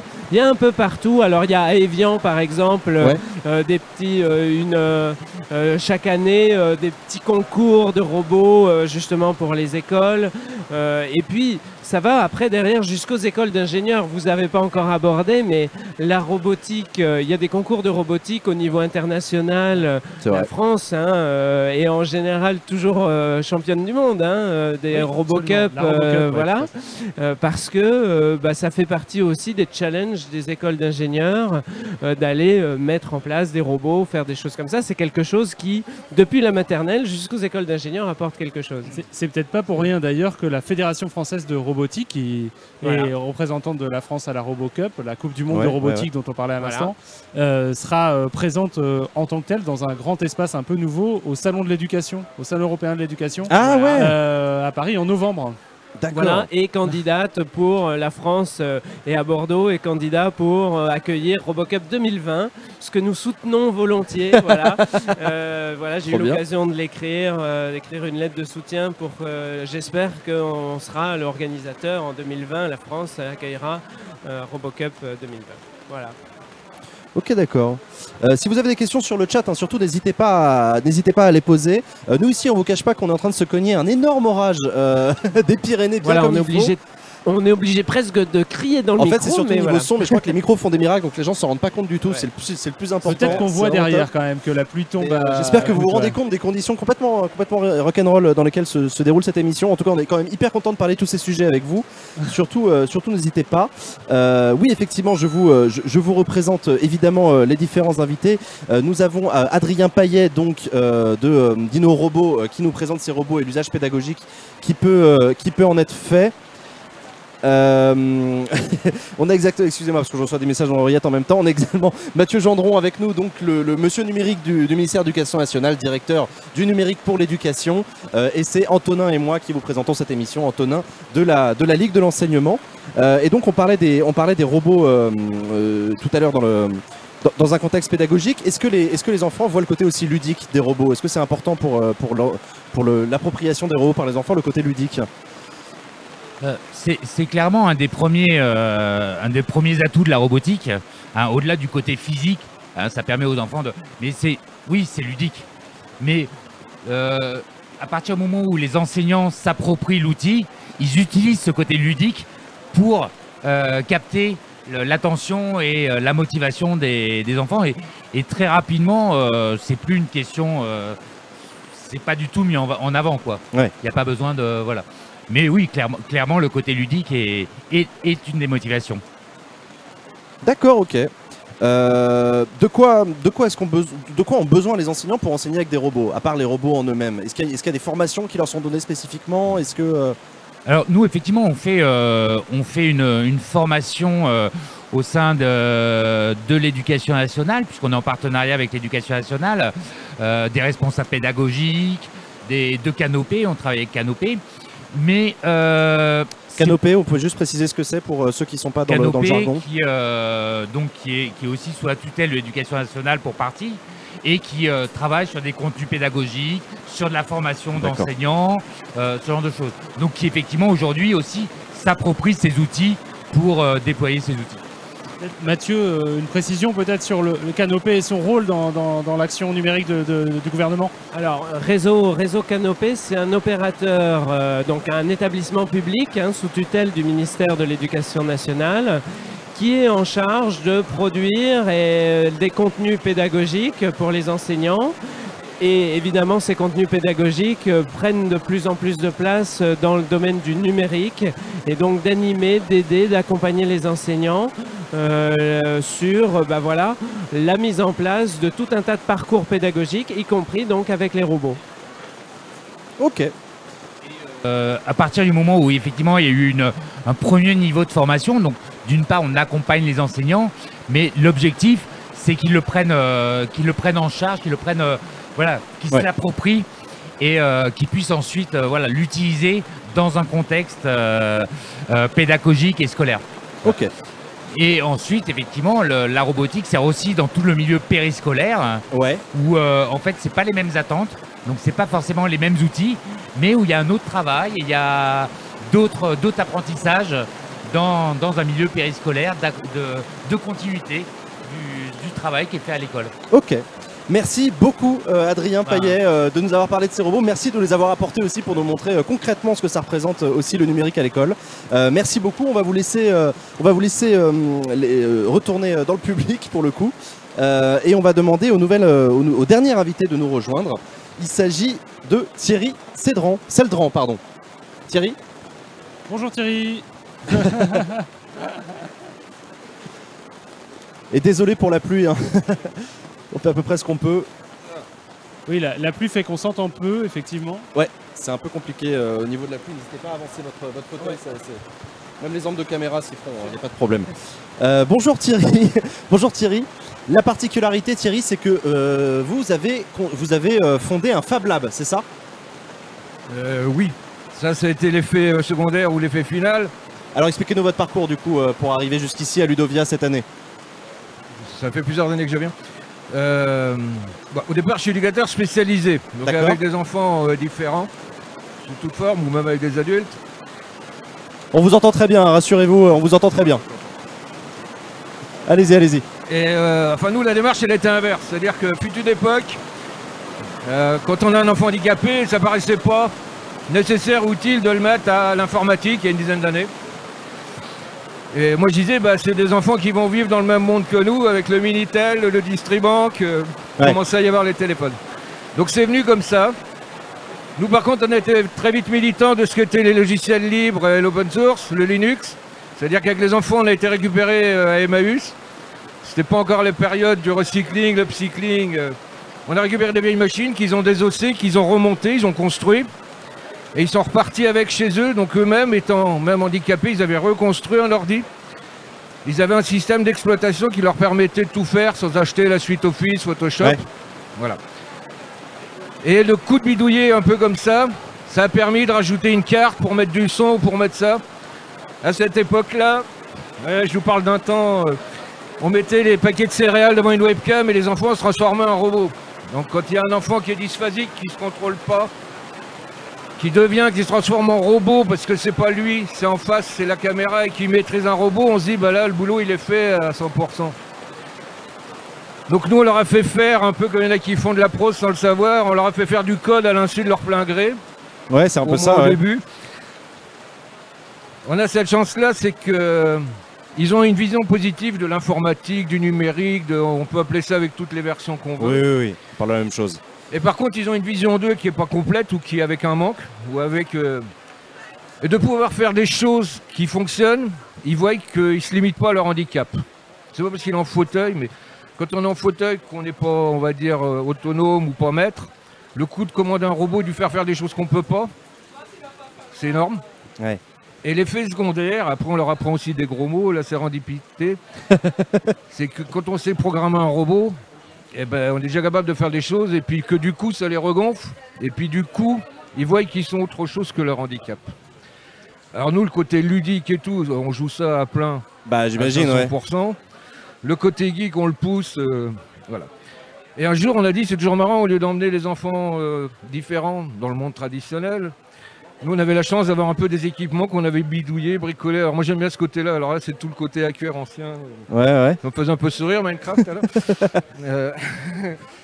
Mais c'est aussi... Alors d'abord, c'est une culture française, système D, transformer ce qui existe pour quelque chose qu'on a besoin. C'est un esprit critique, un esprit de résolution, c'est vrai, ouais. un esprit d'analyse. Ça, on le défend aussi. Donc l'esprit hacker, ça fait partie des choses que vous essayez de transmettre L'esprit hacker, dans le sens aussi, on fait la différenciation avec pirate, parce que par rapport à des choses sur le hacker, les pirates, etc. C'est vrai, ouais. Mais transformer, c'est de la culture française, monsieur, traditionnelle, système D. Cocorico. C'est aussi de l'adaptation aux besoins, etc. Et maintenant, c'est devenu très mode, avec le recycling, l'upcycling. Bon. Non, en tout cas, c'est le moyen qu'ils fassent avec leurs mains, qu'ils pensent avec leur tête, qu'ils réalisent, qu'ils aient besoin aussi, et des autres, mais aussi d'aider les autres. Ça, au début, c'est ce qui surprend le plus. C'est-à-dire qu'à des moments, déjà nous en termes d'adultes, on n'est pas forcément détenteurs de tout. Que nous on peut dire je me suis trompé, ou ça je ne sais pas. Mais lui, il va savoir faire. Et même lui, même s'il est en fauteuil, même s'il est sourd, même s'il est aveugle. D'accord. Voilà. Et là du coup, alors après je peux vous raconter une anecdote assez rigolote. Il y a un petit qui fait des montages comme ça Arduino, tout, puis il est sur un forum et puis il gosse. Arduino, c'est la petite carte qui est utilisée pour Ouais, faire ce robot-là, pour monter ce robot-là.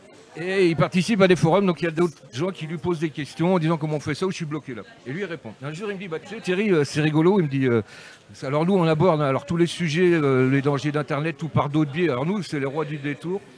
Il dit, tu sais c'est marrant Thierry, parce que dans la vie réelle je suis sûr que la moitié, s'il me voyait comme je suis sur mon fauteuil avec tous mes troubles, il me parlerait pas. Alors, il dit, bah t'existes parce que t'es pas que toi ou ton fauteuil ou ce que t'as pas. T'existes parce que ce que tu sais faire et que les gens ils ont besoin de toi et que tu peux leur rendre service. T'es pas juste quelqu'un qu'on va assister. D'accord. Je veux dire, on va jusque... Ça, c'est de l'éducation. Le code, c'est anecdotique. Par contre, c'est le moteur. Parce qu'ils vont vouloir. On va leur dire, moi, je sais pas. Par contre, lui. Ou par contre, alors le paquet qu'ils font sur Internet tout seul, où j'en passe, c'est des meilleurs. Ils ont toujours besoin d'un niveau d'expertise et de l'aide de l'autre. Et ça, pour nous, c'est fondamental. Par contre, ils veulent aller toujours plus loin. C'est un outil qui est fantastique. Je veux dire, quand il va programmer le petit robot, il va voir s'il va pas jusqu'au bout du mur ou s'il tourne à droite ou à gauche ou si c'est pas. On n'a pas besoin d'être là d'intervenir. Donc en gros, vous êtes en train de nous expliquer tous les bienfaits que peuvent avoir la programmation, la robotique, etc. pour l'éducation des enfants, notamment dans la confiance en eux, dans l'autonomie, de l'apprentissage. Dans la vie collective. Dans la vie collective. N'hésitez pas à parler bien dans le micro pour qu'on puisse vous entendre. Dans la vie collective. Mais, et moi, je voulais même insister, par exemple. Et notamment sur les enfants porteurs de handicap, dont vous nous parliez tout à l'heure. Ouais. En tout cas, moi, je travaille avec ces enfants-là. Mais à un moment, on voit pas la différence. Et par exemple, je voulais dire sur les outils. On a des outils de travail collaboratif. Alors les patchs, je sais pas si ça parle à certains, c'est les pages d'écriture en commun. Ils parlent avec d'autres gens, c'est-à-dire qu'à tout moment, ils vont pouvoir dire on a fait une ruche connectée, on a fait des choses comme ça. Et il y avait des intervenants extérieurs. Il y avait un rucher école, un apiculteur, il y avait des élèves ingénieurs qui les aidaient à des choses et tout. Chacun écrivait en temps réel, était identifié. Mais chacun pouvait le voir au moment où il voulait et intervenir au moment où il voulait, c'était identifié avec des couleurs. Et ça peut paraître un peu... C'est pour ça que je dis on leur fait faire des trucs à l'insu de leur plein gré. Par exemple, le pad, ça leur fait faire du français à 500%. Parce que quand on cherche... Nous, on fait beaucoup dans l'open source. Il y a des choses qui sont induites. Alors, on leur apprend un tas de choses.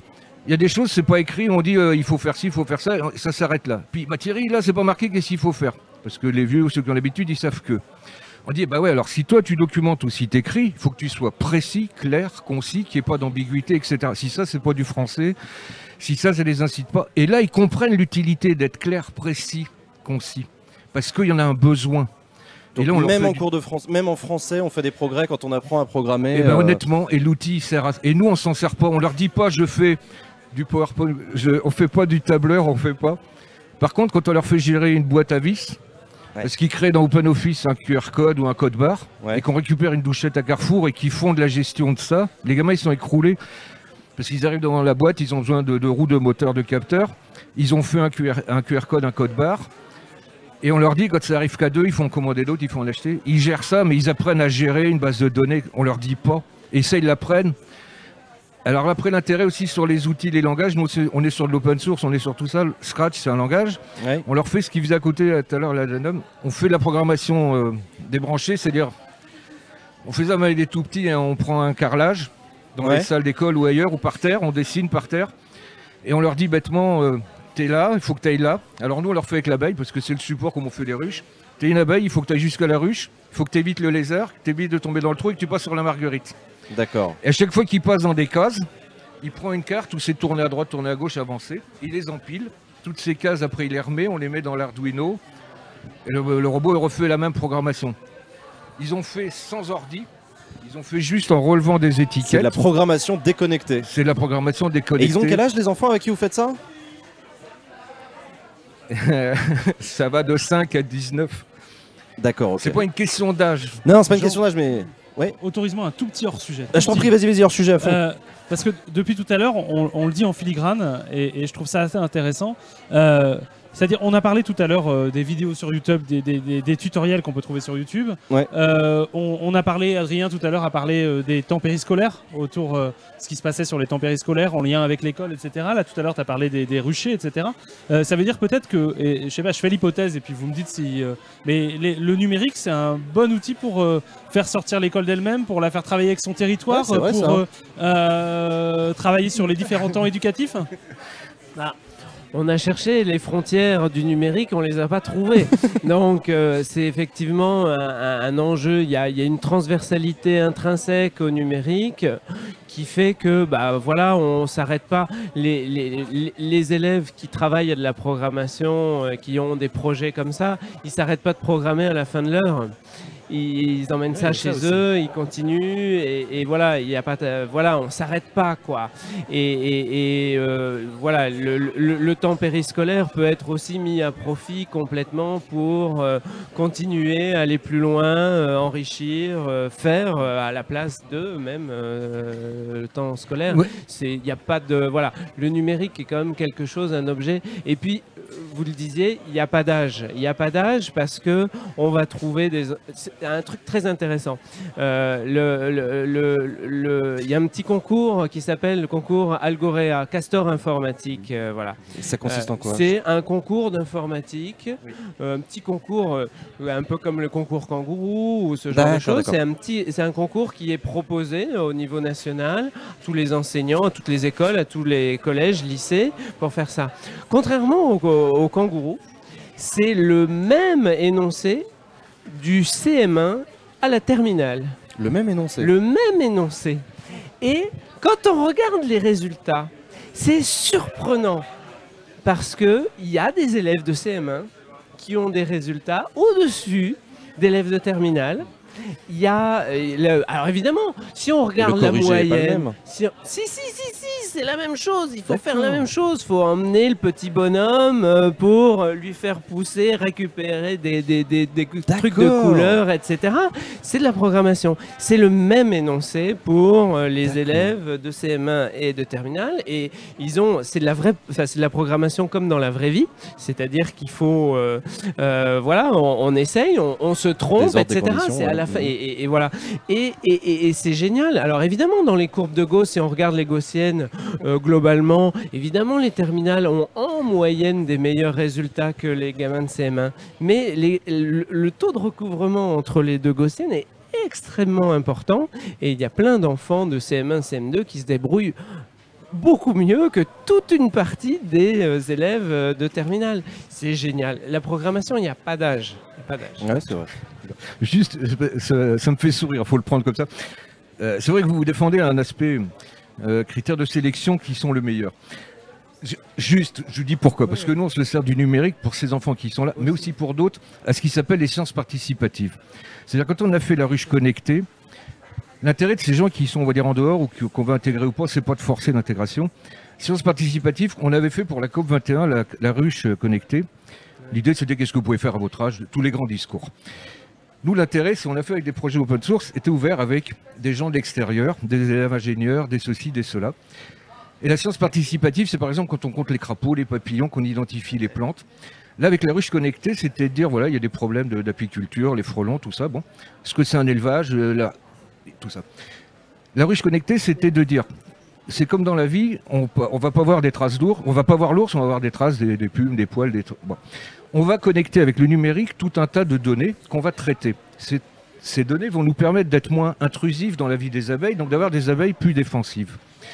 Et c'est surtout les rendre acteurs, c'est-à-dire qu'ils sont citoyens. Les données qu'ils auront récupérées par ce prélèvement, elles sont traitées à Bordeaux dans des associations qui vont permettre de faire des statistiques, de géolocaliser, etc. C'était une ouverture de complémentarité et pas de concurrence dans le sens il faut être le meilleur. Je dis ça parce que pour nous c'est vachement important. Ça a ouvert la porte au fait de dire par exemple la géolocalisation avec OpenStreetMap avec des gamins qui, là dans cette tranche d'âge, ils avaient 9-10 ans, qui géolocalisaient la ruche en disant on a pris les cartes d'état-major de la chambre d'agriculture, on sait qu'à tel endroit il y a un champ de colza, un champ de vigne, un pommier, et on voyait les voyages des abeilles, etc. C'était l'utilisation des logiciels et la création, on va jusque-là avec Scratch, pour identifier les plantes. Et après, ça nous a amené jusqu'à la grainothèque, qui est limite, qui est comment on sélectionne des graines, comment on les plante, que des graines méléifères qui peuvent être aussi décoratives, et comment on gère une base de données pour faire une grainothèque, etc. C'est des systèmes d'ouverture où on a eu des gens de l'extérieur qui sont venus participer. Et l'intégration, elle s'est faite sans qu'on le dise, sans qu'on le veuille. Ça s'est fait naturellement. Les gens sont sur un projet. Ils ont des biens communs, des intérêts, des complémentarités. Qu'on aille chercher qui que ce soit dans les Fab Labs, par exemple un gars qui traîne, ils aiment bien dire ça comme ça, qui a cette compétence-là au moment où c'est utile. C'est comme on vous dit en plein milieu du désert, l'eau à pas de prix, parce que le jour où vous en avez besoin, voilà. Et dis donc, tu viens de prononcer un gros mot là. Et on l'avait prononcé déjà tout à l'heure, c'est Fab Lab. Du coup, on va expliquer qu'est-ce que c'est un Fab Lab et quel est le rapport avec le numérique à l'école dont on parle. Nous, dans l'institution, on avait ce matériel, on a dit c'est dommage qu'il y a... Les gens ils sont sortis en disant c'est dommage, je sois être handicapé pour faire ça. Pour avoir ce matériel, on dit ben non, nous là, on va le mettre en commun. L'anecdote, c'est plus bête, c'est qu'un jour, on a dit c'est toujours vous qui allez dans le monde normal, ça serait bien que nous, on a des choses, vous faisiez venir vos cousins, vos voisins de palier. Et nous, on a dit ça bêtement. Parce que le mercredi après-midi où on a fait ça, il y a 50, 100 personnes qui sont venues, des adultes, des gens en fac, des gens tout ça. Et j'ai dit, mais qu'est-ce qu'ils font? Ah non, mais là, ce que vous faites avec les enfants, nous, ça nous intéresse, on va apprendre. J'ai dit, moi, je peux rien vous apprendre, c'est pour mon métier, j'y connais rien, je suis pas informaticien, je te jure que c'est ça. Alors, pour le total, et c'est vrai, je vais pour fermer la porte et il y a un grand-père qui vient, mais typique, comme moi un peu malin, un typique grand-père, j'ai dit, bah, moi, je m'occupe souvent de ce petit-là. Et je veux savoir ce que vous faites parce que je veux faire avec lui et tout. J'ai dit, bah, écoutez. Il est rentré, moi, et les gamins, ils leur ont fait. J'ai dit, vous rentrez, ils vont vous faire voir ce qu'ils font. Ils ont commencé à faire voir ce qu'ils faisaient. Et les gens d'emblée, ils les ont accompagnés, ils ont fait, ils ont assisté, ils ont été collaborateurs, ils ont appris plus. Et nous, on a dit, alors, ça, on en fait. Moi, j'avais connu ça dans les Fab Labs, on a dit, on va en créer. Parce que moi, j'ai été formé à Nantes. C'est ce que vous décrivez, un Fab Lab. C'est un truc intergénérationnel où tout le monde peut venir et tout le monde peut apprendre avec les autres. Apprendre à utiliser le numérique. Mais pour nous, c'est qu'un support à la relationnelle, à écrire, à faire en bien commun, à faire des choses comme ça. D'accord. Et c'est venu comme ça bêtement. Et bon, par contre, je regrette pas. Par contre, le jour où vous voyez arriver une centaine de personnes avec des gens qui ont des niveaux de qualification dans l'absolu plus clairs que vous, vous dites qu'est-ce que j'ai fait là? J'aurais pas dû, faut pas mettre les doigts là. Mais bon, voilà. Je suis plus ouvert à des questions, mais voilà, c'est des choses. Moi, j'ai la liberté pour l'enseignement, c'est qu'on peut se permettre 5000 détours et que c'est le détour qui est enrichissant. C'est comme on dit, les histoires, c'est le voyage qui compte, c'est pas. Ouais. Il faut le vivre. Et vous savez, quand vous voyez des gamins de ZEP, parce qu'on a vu intervenir des gamins de ZEP, des petits voyous, tous ceux qui font que brûler les scooters, et qu'on fait les ruches connectées, puis que vous voyez ces gamins au taquet, ces petits voyous qui sont tous alignés sur un bord de Maine, avec les ruches et l'oreille sur la ruche, sans masque, sans que dalle, et qui voient un nuage d'abeilles qui sort, qui fait une sphère avec un certain nombre qui part à droite, qui part à gauche, qui reviennent et qui vivent ça, les gamins, c'est mieux que la réalité virtuelle. Je vous jure que c'est vrai. Et là, ils ont envie de faire, ils ont envie de savoir, ils ont envie de mesurer, ils ont envie de tout ça. D'accord. Là, la motivation. Et après, quand ils se la pètent, quand ils font ça, je peux vous garantir qu'ils se la jouent et qu'ils ont plus besoin de faire brûler les scooters. Je crois que vous deviez y aller, donc on va vous libérer dans pas longtemps. Juste peut-être un dernier mot. Là, on est à quelques jours maintenant de la rentrée scolaire. Qu'est-ce qu'on peut avoir comme nouveauté cette année sur le front de l'innovation et du numérique à l'école en cette rentrée?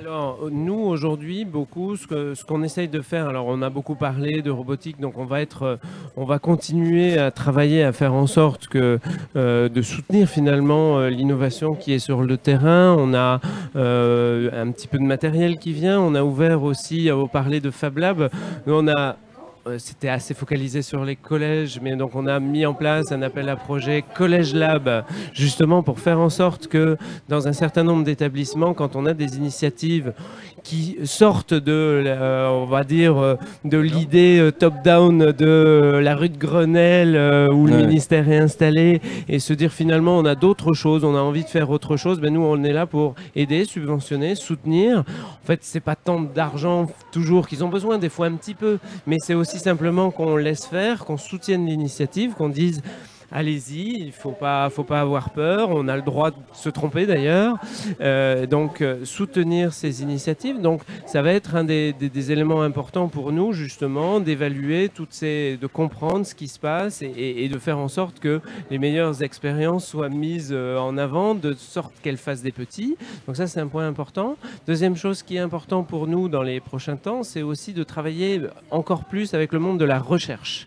On a en France beaucoup de chercheurs alors, en sciences cognitives, en sciences de l'éducation, et finalement on a aussi un terrain de compréhension de ce qui se passe dans la classe qui est aussi très répandu, et donc on souhaite vraiment renforcer ce lien entre école et recherche pour mieux comprendre ce qui se passe justement quand on met des robots dans les classes, quand on va mettre effectivement du numérique. On parlait tout à l'heure des dangers du numérique, mais il y a aussi, et avant les dangers, il y a tous les atouts, tout ce que ça apporte, hein. Évidemment, quand on amène un nouvel objet, il a des inconvénients et des avantages, mais il a aussi beaucoup d'avantages. Il faut les évaluer, il faut les comprendre, il faut comprendre ce qui se passe, et il faut, le cas échéant, pallier quand il y a quelques difficultés, justement, quand il y a quelques dangers. On va aussi beaucoup réfléchir à toutes les formes de transformation autour de ce qu'on appelle un néologisme affreux, le biode. Oui, le biode. De quoi s'agit-il? C'est simplement, c'est un anglicisme qui dit bring your own device. C'est simplement l'idée de dire qu'au fond, un certain nombre d'élèves, et de plus en plus d'élèves, ont un équipement personnel. Et ils ont déjà un matériel à la maison, ils ont déjà un smartphone ou un téléphone tout simple qui a des fois des trucs vachement intéressants avec une caméra. Donc on peut faire des choses avec une caméra. On parlait tout à l'heure, vous parliez d'OpenStreetMap, mais voilà, typiquement c'est des outils qui sont extrêmement intéressants, on peut faire des projets pour aller enrichir OpenStreetMap avec les élèves, on peut faire des choses comme ça avec leur téléphone, avec leur smartphone. Donc la question du biode, j'ai envie de dire, à l'université se pose pas la question. Les étudiants à l'université amènent leur propre matériel, on les équipe pas, on met pas des nouveaux ordinateurs dans les amphis. À l'école maternelle, on va pas leur dire d'amener leur portable, on va plutôt mettre à disposition des robots, des tablettes, des choses comme ça. Mais quelque part, au collège ou au lycée, il y a des élèves qui progressivement s'équipent. Donc ça peut être intéressant de regarder ce qu'on peut faire avec ce qu'ils ont pour du sport, pour de l'histoire géo, pour du français, de la création artistique, pour la musique. La musique, les professeurs d'éducation musicale ont fait récemment un petit sondage justement auprès de l'ensemble des profs, parce que le Bring Your Own Device, c'est pratiqué en musique. Amenez votre propre instrument de musique, déjà. Donc c'est aussi... Le numérique, c'est aussi parfois un instrument de musique, un outil de création musicale. Donc c'est intéressant. Évidemment, la contrepartie, c'est que c'est compliqué à gérer pour un prof, parce que voilà, il y a toute une hétérogénéité. Et puis les étudiants sont sont pas égaux face Exactement, il y a un sujet d'équité. Parce que tout le monde n'est pas équipé de la même manière. Mais justement, si on est malin, on arrive à faire des choses en collectif, on arrive et à travailler. On peut faire même avec du matériel très frustre, vraiment des vieux téléphones, on peut faire des trucs sympas. Et donc voilà, on va réfléchir, on travaille, on expérimente sur les territoires, avec des collectivités, ces sujets-là, parce que c'est intéressant, parce que finalement, aujourd'hui l'élève arrive dans un contexte, c'est ce que j'appelle moi l'élève augmenté. Nous, beaucoup d'élèves aujourd'hui vivent avec leur téléphone, etc., comme une prothèse d'une certaine manière. Il faut apprendre à vivre avec, à l'utiliser à bon escient, et rien de tel que de lui dire à un moment emmène-le à la maison. Sinon, qu'est-ce qui se passe? Qui va l'aider à accompagner? Ça va être son contexte social, les parents, l'environnement dans lequel il est, et on va reproduire les inégalités qui existent dans la société. C'est à l'école aussi d'accompagner les élèves dans des usages, et rien de tel qu'à un moment dire amenez ce que vous avez, puis on va faire des trucs ensemble intelligents, pertinents. Ok. Je crois qu'on est obligé de vous libérer parce que sinon votre équipe ne nous laissera plus vous inviter la prochaine fois. Un grand merci à vous. Et je crois que Thierry je suis juste surpris parce que vous êtes très progressiste, c'est surprenant. Et pourquoi par exemple Ludovia? Ça fait plusieurs années. Je vous le dis parce que je le pense. Je suis pas... Non, mais je suis pas éducation nationale. Je suis pas surpris. C'est pas si surprenant que ça. Juste ce que je voulais vous dire, c'est marrant votre démarche. D'abord le Bring Your Old Device, nous on l'avait fait, mais on le fait réaliser avec les enfants. Alors moi je vous vends rien. Avec les enfants, on leur fait construire un Pi, le Raspberry Pi, qui sert à faire les robots, et on leur fait faire une tablette tactile en Linux. Arduino, Arduino, Raspberry, des cigarettes, et on leur fait rajouter un écran. Ouais, ils en font tous une tablette tactile en Linux, c'est du tonnerre de Dieu parce qu'ils peuvent se promener la leur avec. Oui. Ils mettent la webcam, ils mettent tout ça, Bring ils your font own du chat. device, soit fabrique-le toi-même. Make your own device. Pour on va dire moins de 50 à 60 euros. Et c'est hyper intéressant. Merci. Ça me surprend de voir quelqu'un de. Merci beaucoup. Et c'était à Ludovia que j'avais vu ça les premières années. Ça resitue aussi pourquoi c'est bien qu'on soit ici aujourd'hui. Un grand merci Mathieu Gendron, donc directeur du numérique pour l'éducation. Merci à vous, bonne rentrée scolaire. Merci de votre invitation. Bon courage à vous, merci beaucoup Thierry. Merci à vous deux. D'être venu intervenir. Merci beaucoup. Vous pouvez laisser votre micro. On va bientôt clore cette émission, mais avant ça, on va retrouver nos amis les volontaires en service civique. À très bientôt. Merci beaucoup. Elisa, Steven, vous nous rejoignez? Comment ça va? Salut Elisa. Salut, ça va très bien et toi? Bah écoute, ça roule. Ça roule. Qu'est-ce que vous avez fait de beau aujourd'hui? Salut. La même chose qu'hier, du sondage. Aïe. Vous avez fait des sondages, donc je rappelle, on resitualise, on est ici à Ludovia, à Aix-les-Thermes, il y a des milliers d'enseignants, d'innovateurs, etc., de geeks un peu partout. Et vous êtes allés les embêter toute la journée en leur demandant de répondre à des questions. Exactement, alors aujourd'hui c'était un peu plus difficile, comme vous avez pu le constater, il pleut. Du coup les enseignants, ils sont moins gentils, ils acceptent moins de répondre à nos questions. C'est pas sympa ça. Donc c'est vraiment pas sympa, mais ça nous a pas permis, ça nous a pas gêné dans la progression, et on a eu beaucoup plus de personnes qui ont répondu qu'hier. Donc on a eu au total 116 personnes qui ont répondu à nos questions. 116 personnes, encore mieux qu'hier. Ouais, vous devenez des vrais robots du sondage. Exactement, vas-y Steven.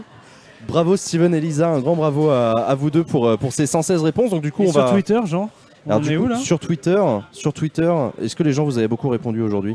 Mais non, mais attends, parce que ah là là, voilà, j'ai posé la question piège. Je suis nul du Twitter. Voilà. 85 votes. Oh non les gars, vous déconnez, on a fait moins bien qu'à Ludovia. 143 votes, 124. Ah ouais, moins bien, on était à 400 hier. Ouais.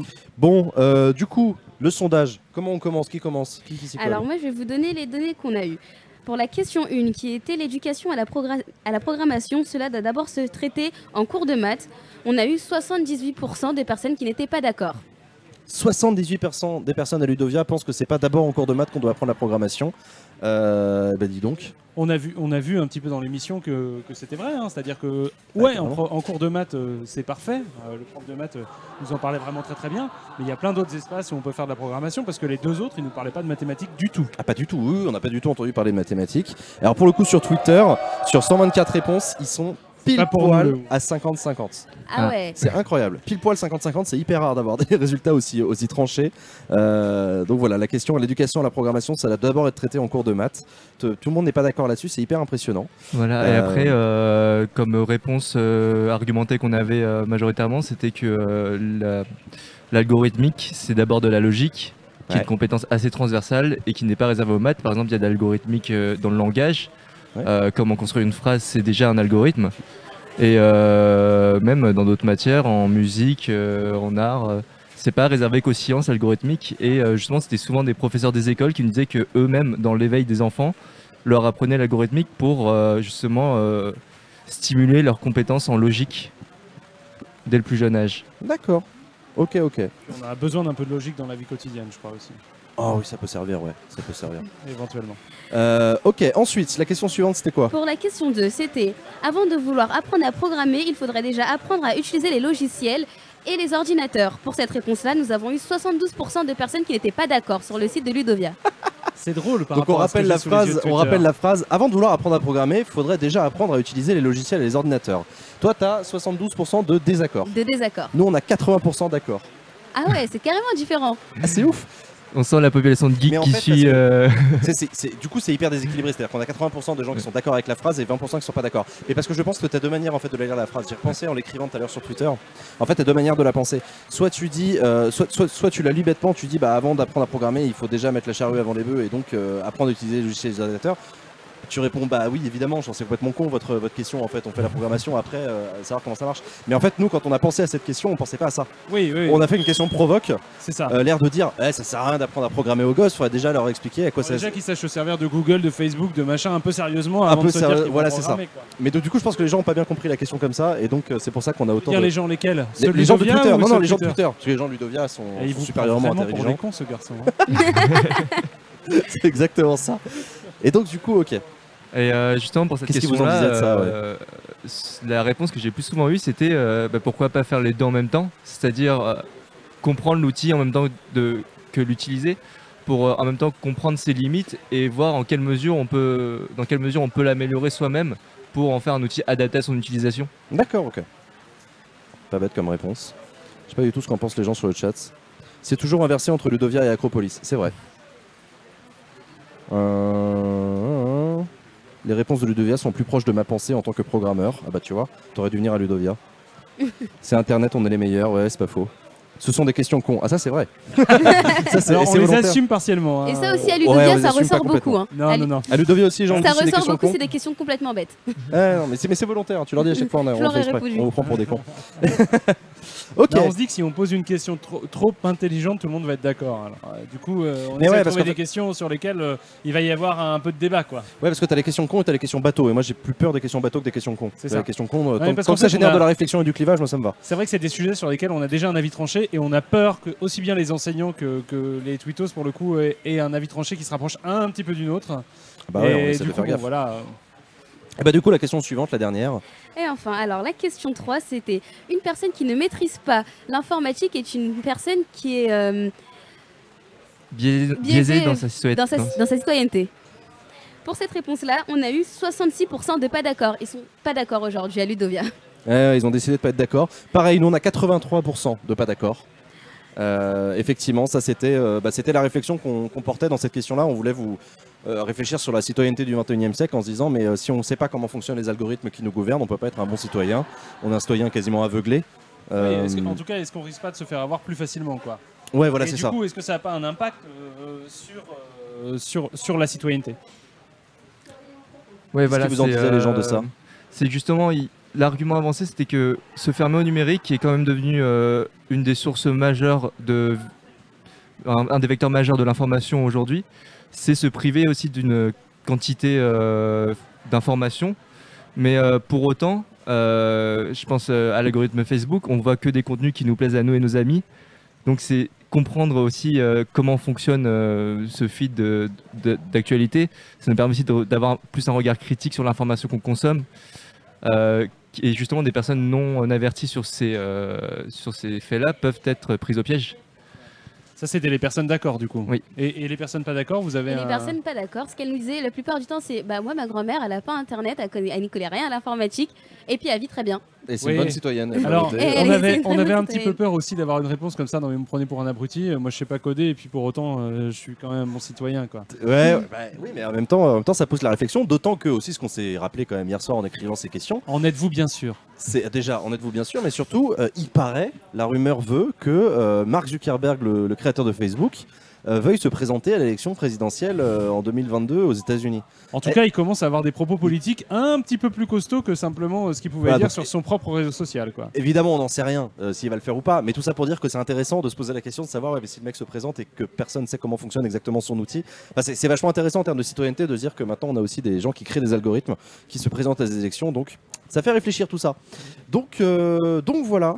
Et bah chapeau à vous deux. Qu'est-ce que vous en avez retiré de ce petit, à part le fait que les profs étaient moins bien réveillés ce matin? Ils étaient beaucoup. D'abord, ils lisaient les 3 questions. Parce que la première question, ça leur plaisait pas. Donc, ils disaient est-ce qu'on peut lire les 3 questions? Puis après, ils disaient bon, bah, moi, j'ai décidé de pas être d'accord aujourd'hui. D'accord. C'était une réaction pas mal. Donc, la plupart du temps, ils répondaient vraiment pas d'accord, pas d'accord, pas d'accord. Parce qu'ils avaient décidé de pas l'être. Ok. Et toi, moi, ce Steven que j'en ai retenu d'aujourd'hui, c'est que faut pas prendre l'algorithme tout seul en tant qu'objet, mais vraiment le relier. Enfin, on n'est pas déconnecté dans l'éducation avec la société dans laquelle on vit. Et justement, prendre l'algorithme et le numérique au sens plus large en tant qu'objet sociétal et philosophique. Enfin, comment repenser la société qui est aujourd'hui du numérique, ça pose des problématiques inédites qu'il faudra résoudre un jour ou l'autre. Et comme on est justement dans cette période de transition entre le zéro numérique et le presque tout numérique, je pense qu'on aura des défis demain à relever qui seront beaucoup plus ardus que ce qu'on a pour l'instant. Ok, et ben merci beaucoup Steven, Elisa, Merci vous avez à été tous au les deux, top, encore une un fois. grand chapeau encore une fois, vous avez vraiment été super. On vous retrouve demain donc pour la dernière émission évidemment, il n'y aura pas de questionnaire cette On fois-ci. rappelle que mais ce sont 2 volontaires en service civique de la Ligue de l'enseignement parce qu'on en est super fiers. volontaires en service civique qui en plus sont au top, donc vraiment un grand bravo à vous deux. De toute façon on se dirige vers la conclusion de cette émission, je ne sais pas si tu voulais qu'on va peut-être débriefer avant entre nous sur cette émission, Ouais. c'était quand même hyper intéressant. On avait donc un officiel du ministère de l'Éducation nationale qui était assis avant toi dans ce fauteuil pour nous raconter un petit peu les ambitions du ministère vis-à-vis du numérique à l'école. Alors évidemment ici c'est un grand rassemblement qui est en lien direct, donc comme un poisson dans l'eau, hein, le monsieur numérique du ministère. C'est sûr. Mais du coup assez intéressant les échanges qu'il a pu avoir aussi avec les Avec profs. des acteurs très différents. Un prof, un mec prof. qui monte sa boîte et un acteur finalement de l'éducation non formelle. De quoi. l'éducation non formelle, exactement. Donc on a un peu composé ce plateau volontairement comme ça. Un prof qui nous a parlé de la manière qu'il avait d'aborder ces sujets-là avec les enfants. Donc vous voyez, parce que je me rends bien compte qu'on s'adresse à un public là qui nous regarde, qui a quitté le collège il y a un peu longtemps maintenant, et que nous on n'a pas eu des cours de logique comme ça, on n'a pas eu des cours clair. de programmation, etc. Enfin des cours. C'est peu de transversalité entre les profs. Lui, Et il moi, raconte des choses avec Et d'autres ouais, non, mais profs. en on se rend pas compte transversalité. aujourd'hui, quand on parle du débat éducatif, etc., de ce qui se passe réellement dans les collèges. Et aujourd'hui, effectivement, la transversalité, c'est un truc incroyable. T'expliques C'est que le pour prof ça de qu'à la français, Ligue, que le prof, parce que je sais que tu as un nombre d'auditeurs qui s'intéressent pas mal à la politique quand même. Bah ouais. À la Ligue, on était assez favorable à la réforme du collège. Hein. La réforme du collège qui disait plus de transversalité entre celle les de enseignants. Belkacem, Celle ouais, de ouais. Najat Vallaud-Belkacem, ouais. Ouais, Et sur la qui est vachement transversalité. critiquée. Bah oui, là on voit très bien comment ça a un impact extrêmement favorable sur le contenu de certains enseignements. Donc bon, écoute, c'était intéressant en tout cas d'entendre ce prof de maths nous expliquer comment ça se passait, la perception par les élèves et tout, qui du coup avait l'imagination qui se débride, avait envie de faire plein de trucs et tout. Donc ça c'est, ça a l'air vraiment hyper intéressant de faire des cours de programmation et de logique pour les élèves. Notre deuxième invité, donc, qui nous a parlé des robots plus spécifiquement, de ce qu'on peut en faire, de l'usage qu'on peut en avoir, et c'est. Oui, ça alors aussi, il a pas tout raconté parce que je sais qu'il bosse pas mal aussi avec plein de mouvements éducatifs. Et là, c'est assez intéressant l'hybridation entre finalement des entreprises du numérique, des acteurs éducatifs, chacun à sa place, dans un cadre un peu innovant, quoi. Donc c'était pas mal aussi comme témoignage pour aussi toutes ces raisons-là. Et puis il y a des robots sympas, même s'il a pas eu le temps de faire tout le tour de la question. Il nous a pas parlé des Lego, il nous a pas trop parlé de celui-là aussi qui est un robot complètement open source. On part de rien là, on part d'une petite carte comme ça. Ouais, c'est une carte Arduino, vous savez, ça s'achète, c'est vraiment pas cher du tout. Et ça coûte 45 balles, un robot comme ça. Au total, putain, Ouais. c'est pas cher, tu peux faire des cours hyper intéressants. Toi, alors Thierry, il l'a à moins. Et il va, moi, Thierry je veux peut bien avoir ses- on je peut veux avoir voir des ses prix, plans. envoyez-nous des. Il nous dit des lois. Thierry, il a des bons prix. Il va nous envoyer des plans. Mais en gros, si tu veux. Oui, non, t'achètes ça en Ouais, kit, il ouais, dit que donc tu je me doute l'achètes bien. en gros et ça coûte moins cher. Ouais. Ça coûte moins cher. Mm. Mais non, mais donc du coup voilà, enfin c'est vraiment 2 moteurs, une carte Arduino et des petites caméras dans les yeux, et avec ça on peut faire des cours hyper intéressants pour les élèves, apprendre plein de trucs. Des cours et pas seulement, hein, puisque là on ouais, pas l'utilise que. par exemple nous dans des centres de loisirs, etc. On fait des petits concours. Ça, bah tu l'abrutes en plastique. Alors ça tu le vois pas, mais ça peut être fait en imprimante 3D aussi. Ça te fait encore réduire le coût. c'est Hein. des plastocs, Tout le ouais. socle. Hein. Et puis tu peux t'amuser ensuite à mettre du carton autour, à imaginer une personnalité pour ton robot. Enfin, il y a plein de choses que tu peux faire qui dépassent le seul cadre du cours d'informatique ou de mécanique ou de je sais pas quoi que tu ferais avec, quoi. D'accord. Et oui, effectivement, il y a quelqu'un qui demande si c'est des Lego. Alors là- Des Lego, la réponse c'est oui, c'est des Ouais. Lego techniques. Enfin, ça y ressemble beaucoup en tout cas. Alors c'est des Lego Mindstorm, ça s'appelle. Ça c'est coûte beaucoup Mindstorm, plus cher d'accord. que les techniques. Ouais. Là pour le coup t'es pas à 45 balles. Là. C'est plusieurs centaines d'euros pour avoir une boîte un peu Ah, les costaud. salauds. Voilà, mais pareil, les petits c'est pas servomoteurs, inintéressant comme outil aussi, même si Ça, c'est un petit c'est chariot pas réservé élévateur, aux vous mêmes, voyez. hein. Bon, bref. Donc voilà, plein de robots, ça me donne envie de bouder plein de trucs, c'est trop cool. Et puis Thierry, des derniers invités, dans une optique hyper éduc pop finalement. Ah bah carrément éduc pop, ouais. Ils ont parlé des ruches connectées, c'est hyper intéressant. Voilà. Les ruches connectées, les abeilles, etc. On peut apprendre plein de trucs. On peut robotiser en fait l'apprentissage. On peut mettre de la programmation dans des apprentissages un peu plus traditionnels et faire plein de trucs en transversalité, en plus intergénérationnel avec le Fab Lab et tout. Donc voilà, en tout cas que des témoignages assez intéressants qu'on a eu aujourd'hui. Encore un grand merci à nos invités d'avoir accepté de venir. On se retrouve demain pour la 3e et dernière émission spéciale en direct de Ludovia. Ce sera à 10h du matin parce qu'ensuite c'est la fin de l'université d'été, donc on plie les Gaules et on rentre à Paris, en tout cas pour ce qui nous concerne, pour faire la suite des émissions sur Acropolis. Mais donc je vous donne rendez-vous demain à 10h en direct sur Acropolis. D'ici là, pensez à liker la page Facebook, pensez à nous rejoindre sur les réseaux sociaux, pensez à continuer à réfléchir à tous ces enjeux-là. Et voilà. Bah ouais, voilà. Un mot de la fin, voilà, un grand merci à Alexandre qui s'est occupé du son et de la réalisation aujourd'hui pour la première fois. Un grand bravo Alexandre. Merci à Sylvain aussi qui ont réalisé tous les deux une émission sous la flotte avec des multiprises trempées, etc. C'est absolument incroyable que ça ait réussi à tenir. Un grand merci à vous d'avoir participé sur le chat. Gros bisous, à très bientôt, ciao, bye, fin d'émission, générique, salut.